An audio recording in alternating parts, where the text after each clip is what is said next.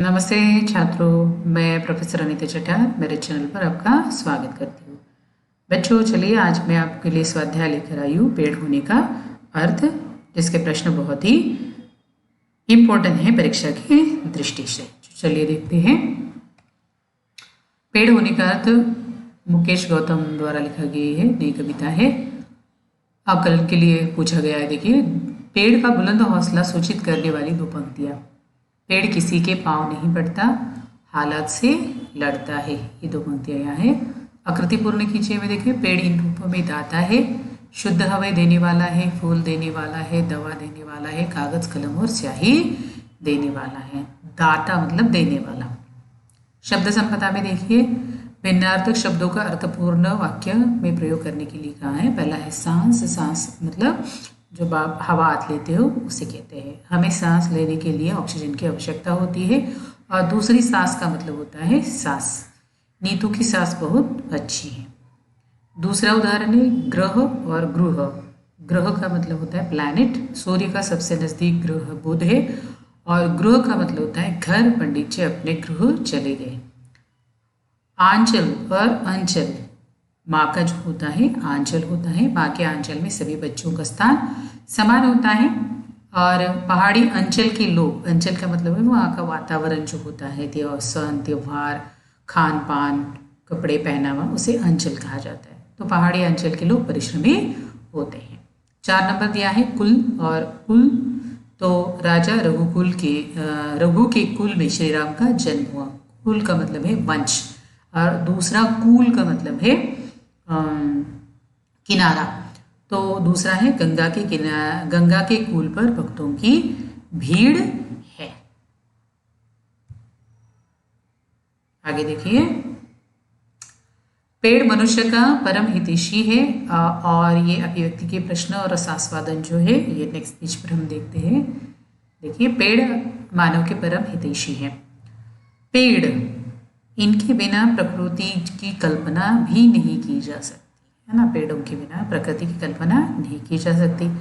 धरती पर जीवन का मुख्य स्रोत पेड़ ही तो है। सांसों के लिए ऑक्सीजन इन्हीं से हमें मिलता है। इसके साथ साथ पेड़ वायु प्रदूषण को कम करने में हमारी सहायता करते हैं। पेड़ बारिश होने में भी क्या होते हैं, सहायक होते हैं। लकड़ी, फल, फूल, जड़ी बूटियों, इन पेड़ों से ही हमें क्या होती है, मिलती है। अतः पेड़ हमारे लिए अत्यंत क्या होते हैं, लाभदायी है। और ये मानव के परम हितैषी है। परम हितैषी का मतलब होता है मनुष्य का हित सोचने वाले। तो ये पेड़ जो होते हैं हर समय मनुष्य के हित में ही क्या करते हैं, कार्य करते हैं। आप इसमें अपनी ओर से भी और कुछ जोड़ना है तो आप इसमें क्या कर सकते हो, जोड़ सकते हो। दूसरा सवाल अभिव्यक्ति का है, भारतीय संस्कृति में पेड़ों का महत्व। इस पर अपने विचार लिखिए। तो वैसे देखा जाए तो पेड़ और भारतीय संस्कृति का बहुत ही पुराना क्या है भाई, नाता है। और पेड़ों को बहुत ही महत्व दिया गया है भारतीय संस्कृति में, क्योंकि जो हमारे धर्म ग्रंथ में अशोक, बरगद, नीम, तुलसी आदि पौधों का क्या मिलता है, वर्णन मिलता है। भारत में सदियों से इन पेड़ों की पूजा की जाती है। यहाँ पौधों की हो गया सॉरी, तो ये पेड़ों की पूजा की जाती है, ऐसा है।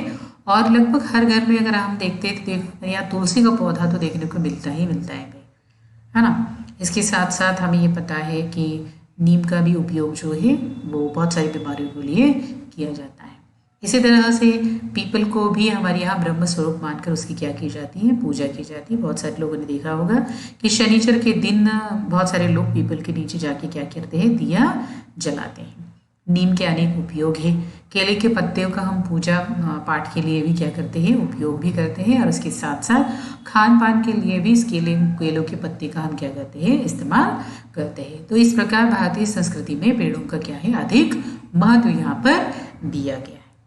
आगे देखिए, कविता का रसास्वादन जो है हमें देखना है। तो पेड़ होने का अर्थ, कविता डॉक्टर मुकेश गौतम द्वारा लिखी गई है। आपको पहले ये ऐसे लिखना होगा। यहाँ पेड़ की विविध भूमिकाओं को स्पष्ट किया गया है। या इसमें आप इस कविता की सेंट्रल आइडिया भी इसमें क्या कर सकते हो, आप लिख सकते हो। तो इसी प्रकार पेड़ जो है मनुष्य को जीवन की सार्थकता बताते हैं। जीवन में कितनी भी कठिनाई क्यों ना आए, हमें उसका सामना करना चाहिए। ये हौसला हमें कौन देता है, पेड़ ही देता है। किसी के सामने झुकना नहीं चाहिए, ये भी हमें पेड़ ही बताता है।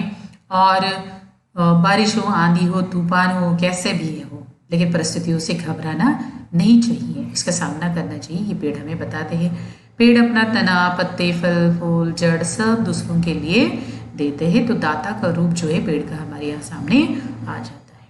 तो पेड़ यहाँ दाता के रूप में सामने आते हैं। अपने कर्म से पेड़ मनुष्यों को क्या करते हैं? परोपकार का संदेश देते हैं। इस प्रकार से आपको रसास्वादन में लिखना होगा।